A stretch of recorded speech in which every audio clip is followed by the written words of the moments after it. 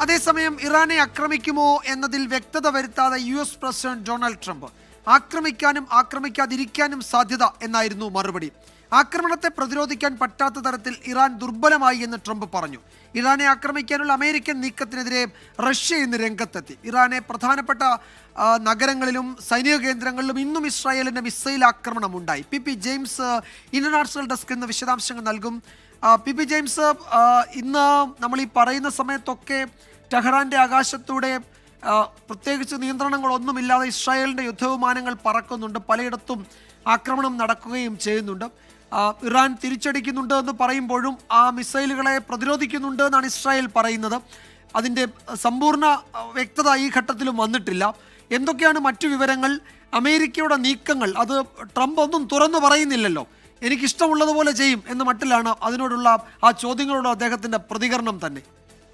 Vijayakumar, Trump പറഞ്ഞിരിക്കുന്നത് I may do it, I may not do it. ഞാൻ ഈ യുദ്ധത്തിൽ ഇസ്രായേലുമായി യുദ്ധത്തിൽ ഇടപെടുമോ അല്ലെങ്കിൽ അമേരിക്ക പങ്കാളിയാവുമോ എന്നുള്ള ചോദ്യത്തിനാണ് I may do it, I may not. ഒരു വ്യക്തതയില്ല. ഒരു ഭാഗത്ത് ചാഞ്ചാടി നിൽക്കുകയാണ് ട്രംപ്. ഞാൻ അമേരിക്ക ഇസ്രായേലിനോടൊപ്പം കയറി ഇറാനെ ആക്രമിക്കാതിരിക്കാം എന്ന് പറഞ്ഞുകൊണ്ടിരിക്കുകയാണ്. ഡിഫൻസ് സെക്രട്ടറി പീറ്റർ ഹെക്സും ഇത് തന്നെയാണ് പറയുന്നത്. ഇതിനെക്കുറിച്ച് വ്യക്തതയില്ല. അമേരിക്ക ഒന്നില്ലെങ്കിൽ വ്യക്തമായിട്ട് ഇതിന് തീരുമാനമെടുക്കാതെ മാറി നിൽക്കുന്നു. ഇല്ലെങ്കിൽ അവിടുത്തെ ആഭ്യന്തര രാഷ്ട്രീയം വളരെ പ്രധാനപ്പെട്ടതാണ് വിജയകുമാർ. അവിടെ റിപ്പബ്ലിക്കൻ പാർട്ടിക്കിടയിൽ നടന്ന സർവേയിൽ തന്നെ ബഹുഭൂരിപക്ഷവും പറഞ്ഞിരിക്കുന്നു ഒരു നേരിട്ടുള്ള യുദ്ധത്തിന് പോകരുത്. അഫ്ഗാനിസ്ഥാനിലെയും ഇറാഖിലെയും അനുഭവങ്ങളുണ്ട്. പണ്ട് അമേരിക്കയ്ക്ക് വിയറ്റ്നാമിൽ തിരിച്ചടി കിട്ടിയതാണ്. അതുകൊണ്ട് അദ്ദേഹം പറഞ്ഞിട്ടുണ്ട് അമേരിക്ക ഫസ്റ്റ് തിയറിയിൽ മറ്റ് ലോകരാജ്യങ്ങളിൽ നമ്മൾ ഇടപെടാൻ പോകുന്നില്ല. അതിന് വിരുദ്ധമാണ് ഇപ്പോൾ ഇസ്രായേലിൽ കയറി ഇസ്രായേലിൻ്റെ കൂടെ ആക്രമിക്കാൻ തയ്യാറാവുമെന്ന നടപടി. അപ്പോൾ സ്വാഭാവികമായിട്ടും അവിടുത്തെ അമേരിക്കയിൽ കടുത്ത എതിർപ്പ് ഡെമോക്രാറ്റിക് പാർട്ടി പ്രതിപക്ഷത്തുള്ളതാണ്. അവർ മാത്രമല്ല റിപ്പബ്ലിക്കൻ പാർട്ടിയിലെ കെൻഡക്കിയിലേക്ക് മാസി അടക്കമുള്ള പ്രമുഖരായിട്ടുള്ള കോൺഗ്രസ്മെൻ എതിരായിട്ട് ട്രംപിനെതിരെ വന്നിരിക്കുന്നത്. അപ്പോൾ ആഭ്യന്തര രാഷ്ട്രീയം ഒരു ഭാഗത്ത്, രണ്ട് ഇത് സംഭവിച്ചാൽ പ്രത്യേകമായിട്ട് ഇറാൻ്റെ ഭീഷണി വന്നിട്ടുണ്ട്. ഇറാൻ്റെ പരമോന്നത നേതാവ് ആയത്തുള്ള ഖമനായി പറഞ്ഞിരിക്കുന്നത് അമേരിക്കയ്ക്ക് കടുത്ത തിരിച്ചടി ഉണ്ടാവും ഞങ്ങളെ ആക്രമിക്കാൻ വന്നാൽ എന്ന് പറഞ്ഞിരിക്കുന്നു. കീഴടങ്ങാൻ പറഞ്ഞ ട്രംപിനോട് മറുപടി പറഞ്ഞിരിക്കുന്നത് രാജ്യത്തെ അഭിസംബോധന ചെയ്തുകൊണ്ടാണ്. നമ്മൾ കീഴടങ്ങില്ലെന്ന് മാത്രമല്ല, ഞങ്ങൾ എന്താ പറയുക, ഒരു തരത്തിലും പറ്റാത്ത രീതിയിലുള്ള, അവർക്ക് തിരിച്ചടിക്കാൻ പറ്റാത്ത രീതിയിലുള്ള തിരിച്ചടി കൊടുക്കും എന്ന് ഇറാൻ പറഞ്ഞിരിക്കുന്നത്. ഇതൊക്കെ പറയുമ്പോഴും വിജയകുമാർ പറഞ്ഞത് ശരിയാണ്. അവിടുത്തെ ആകാശം തുറന്നിട്ടിരിക്കുകയാണ്.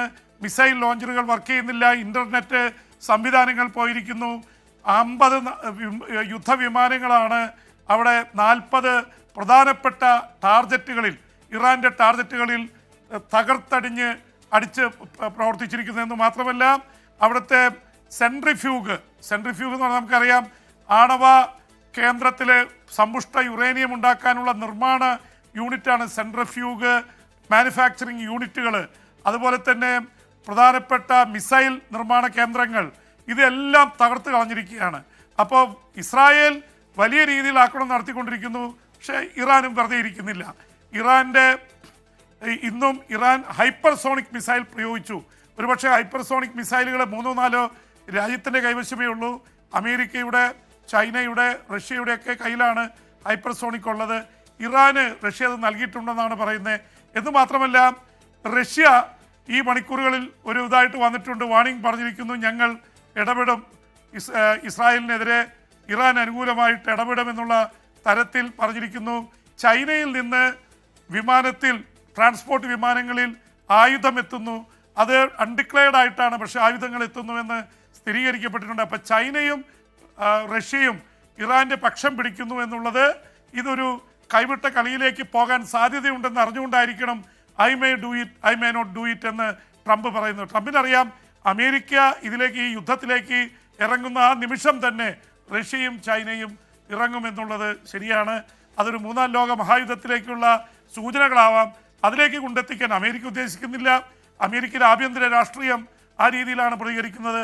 എന്തായാലും ഇറാൻ്റെ തിരിച്ചടികൾ ഒരുപക്ഷെ ഇസ്രായേലിനെ സംബന്ധിച്ചിടത്തോളം, ഇസ്രായേലാണ് മുന്നിട്ട് നിൽക്കുന്നത്, യാതൊരു സംശയവുമില്ല.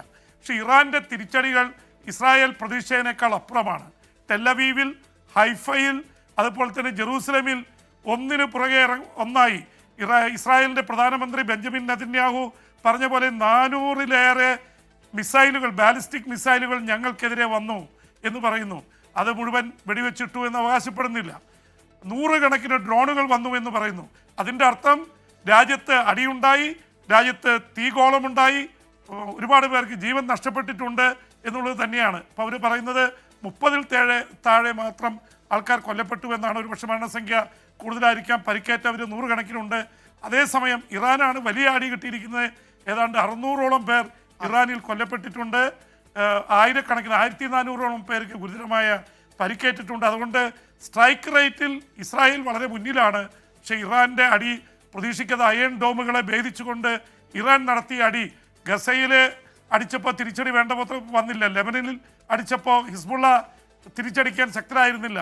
ഹൂതികളുടെ വല്ലപ്പോഴും അയക്കുന്ന ബാലിസ്റ്റിക് മിസൈലുകളേ ഉള്ളൂ. ഇതൊക്കെ പ്രോക്സികളാണ്, മിലിഷ്യാസാണ്. പക്ഷേ ഇറാൻ എന്ന രാഷ്ട്രം പശ്ചിമേഷ്യയിലെ അതിശക്തമായിട്ടുള്ള മിലിറ്ററി പ്രസൻസ് ഉള്ള രാഷ്ട്രമാണ്.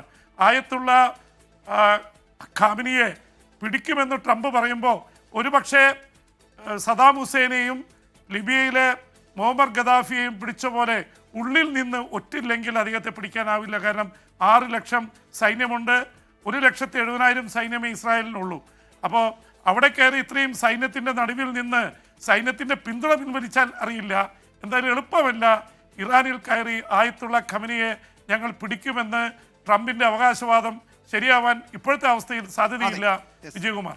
യെസ്, ഏറ്റവും ഒടുവിൽ വരുന്ന വിവരം ടെഹ്റാനിലെ ഇന്റേണൽ സെക്യൂരിറ്റി ഹെഡ്ക്വാർട്ടേഴ്സ് ഇസ്രായേലിൻ്റെ ആക്രമണത്തിൽ തകർന്നു എന്ന വിവരമാണ് വരുന്നത്. ആഭ്യന്തര സുരക്ഷ കൈകാര്യം ചെയ്യുന്ന ഇറാന്റെ ഒരു ആസ്ഥാന മന്ദിരമാണ്, അത് തകർത്തു എന്നാണ് പറയുന്നത്. In the name of God the battle begins എന്നാണ് അയത്തുള്ള അലി ഖമനൈ ഇന്ന് രാജ്യത്തെ അഭിസംബോധന ചെയ്തപ്പോൾ പറഞ്ഞത്. അപ്പോൾ ഇറാന്റെ ഭാഷയിൽ പറഞ്ഞാൽ അവർ യുദ്ധം തുടങ്ങിയിട്ടുണ്ട് എന്നാണ് അവരറിയിച്ചത്. അപ്പോൾ ഒരു പൂർണ്ണ യുദ്ധത്തിലേക്ക് കാര്യങ്ങൾ നീങ്ങിയിട്ടുണ്ടോ എന്ന് ചോദിച്ചാൽ ഇപ്പോഴും അങ്ങനെ പറയാൻ കഴിയില്ല. പക്ഷേ അതിന് സമാന സാഹചര്യം ഇതാ നമ്മൾ ഈ സംസാരിക്കുന്ന 6ാം ദിവസവുമുണ്ട്. ഈ സമയത്തും ഇറാനുമേൽ ഇസ്രായേൽ യുദ്ധവിമാനങ്ങൾ പറക്കുന്നു, തന്ത്രപ്രധാന കേന്ദ്രങ്ങൾ ആക്രമിക്കുകയും ചെയ്യുന്നുണ്ട്. അതാണ് ഏറ്റവും ഒടുവിൽ നൽകാൻ കഴിയുന്ന വിവരങ്ങൾ. പി ജെയിംസ് ആണ് വിവരങ്ങൾ നൽകിയത് ഇന്റർനാഷണൽ ന്യൂസ് ഡെസ്കിൽ നിന്ന്.